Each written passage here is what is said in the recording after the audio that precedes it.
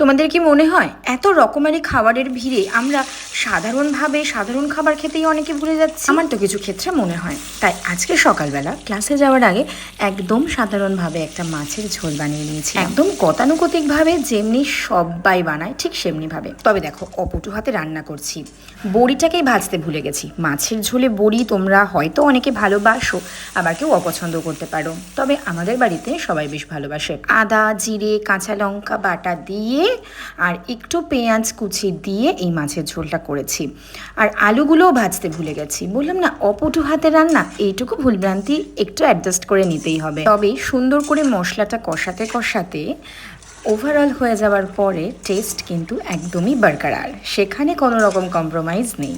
তো দেখো, যখন মোটামুটিভাবে বেশ ভালো মতো করে কষানো হয়ে গেছে, তেলটা ছেড়ে দিচ্ছে, তখন আমি অনেকটা জল দিয়ে দিয়েছি, একদম ঝোল যাকে বলে। এরপরে যখন ঝোলটা ফুটে এলো, তখন মাছ আর বড়ি দুটোই একসঙ্গে দিয়ে দিলাম।